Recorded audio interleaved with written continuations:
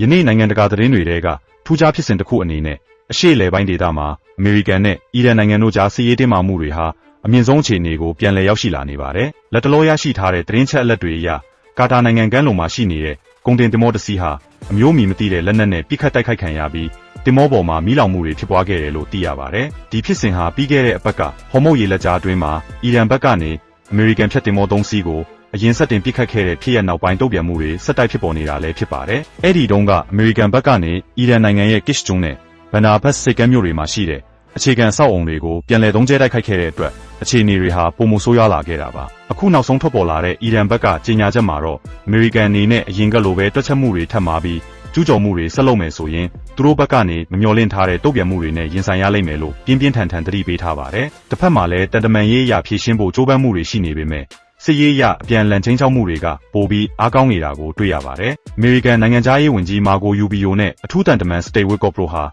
ကာတာဝန်ကြီးချုပ်နဲ့မိုင်ယာမီမှာတွေ့ဆုံပြီးအီရန်နဲ့ငြိမ်းချမ်းရေးသဘောတူညီချက်ရဖို့ဆွေးနွေးမှုတွေပြုလုပ်နေကြပါတယ်။ဒါပေမဲ့သမ္မတထရန့်ဘက်ကတော့ပြတ်သားတဲ့ရာဇသံတစ်ခုပေးထားပါတယ်။အကယ်၍အချိန်တိုင်းတာတစ်ခုအတွင်းမှာငြိမ်းချမ်းရေးသဘောတူညီချက်မရရှိခဲ့ဘူးဆိုရင်အီရန်အပေါ်ဘုံကျဲတိုက်ခိုက်မှုတွေကိုချက်ချင်းပြန်လည်ဆက်တင်သွားမယ်လို့ဆိုထားပါတယ်။ဒီအခြေအနေတွေဟာဒေသတွင်းတည်ငြိမ်ရေးအတွက်ရောကမ္ဘာရေနံဈေးကွက်အတွက်ပါစိုးရိမ်စရာဖြစ်လာနေပါတယ်။ဒီတင်းမာမှုတွေဟာအရှေ့အလယ်ပိုင်းဒေသတွင်းမှာတင်ရပ်တန့်မနေပ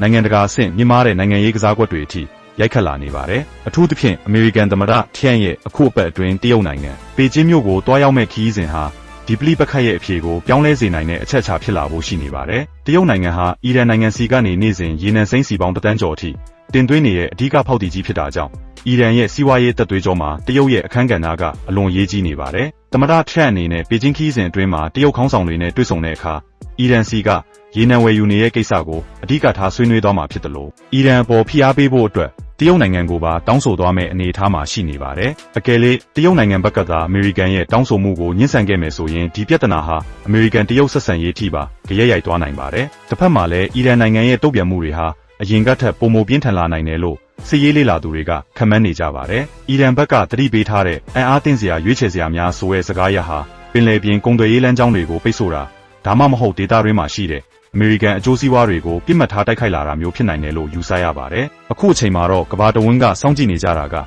ီရန်ဘက်ကနေအမေရိကန်ရဲ့ငြိမ်းချမ်းရေးကမ်းလှမ်းချက်အပေါ်ဘလို့တရားဝင်တုံ့ပြန်လာမလဲဆိုတာပါပဲ။အချိန်ဆွဲနေတာလားဒါမှမဟုတ်နောက်ွယ်မှာတစ်ခုခုကိုပြင်ဆင်နေတာလားဆိုတာကတော့မကြခင်မှာရှင်းရှင်းလင်းလင်းသိလာရတော့မှာပါ။စစ်ပွဲတစ်ခုစီကိုဥတီသွားမလားဒါမှမဟုတ်တတမန်နည်းလမ်းနဲ့ပဲပြေလည်သွားမလားဆိုတာကတော့သမ္မတထရန့်ရဲ့ပေကျင်းခီးစဉ်နဲ့အီရန်ရဲ့နောက်ထပ်ခြေလှမ်းတွေပေါ်မှာလုံးဝမူတည်နေပါတယ်။ဒီလိုစစ်ရေးနဲ့နိုင်ငံရေးအားပြိုင်မှုတွေအကြားမှာအဓိကသတိထားရမယ့်အချက်ကတော့ကမ္ဘာစီးပွားရေးအပေါ်ရိုက်ခတ်လာနိုင်တဲ့အကျိုးဆက်တွေပဲဖြစ်ပါတယ်။အထူးသဖြင့်ဟော်မုတ်ရေလက်ကြားဟာကမ္ဘာရေနံတင်ပို့မှုရဲ့၄ ပုံ 1 ပုံနီးပါးဖြတ်တန်းရာနေရာဖြစ်တာကြောင့်ဒီနေရာမှာစစ်မီးတာတကယ်တောက်လောင်ခဲ့ရင်စွမ်းအင်ဈေးနှုန်းတွေဟာထိမ့်မနိုင်သိမ့်မရမြင့်တက်သွားနိုင်ပါတယ်။အခုဖြစ်ပွားခဲ့တဲ့ကာတာကမ်းလွန်ကကုန်တင်တင်မောတိုက်ခိုက်ခံရမှုဟာတင်မောလိုင်းတွေအတွက်လုံခြုံရေးအရာကြီးမားတဲ့ချိန်ချောက်မှုတစ်ခုဖြစ်လာခဲ့ပါပြီ။သမ္မတထရန့်ရဲ့အစိုးရအဖွဲ့ဟာအီရန်ကိုစီးပွားရေးအရအကြက်ကံယုံတင်မကပဲစစ်ရေးရပါအသင့်ပြင်ထားကြောင်းပြသနေတာဟာအီရန်အစိုးရကိုအပေးယူစားပွဲဝိုင်းစီမဖြစ်မနေရောက်လာအောင်တွန်းပို့နေတာလည်းဖြစ်ပါတယ်။ဒါပေမဲ့အီရန်ခေါင်းဆောင်ပိုင်းကတော့သူတို့ရဲ့အချုပ်အခြာအာဏာကိုထိပါလာရင်ဘယ်တော့မှနောက်ဆုံးမှာမဟုတ်ဘူးလို့တုံ့ပြန်ထားတာကြောင့်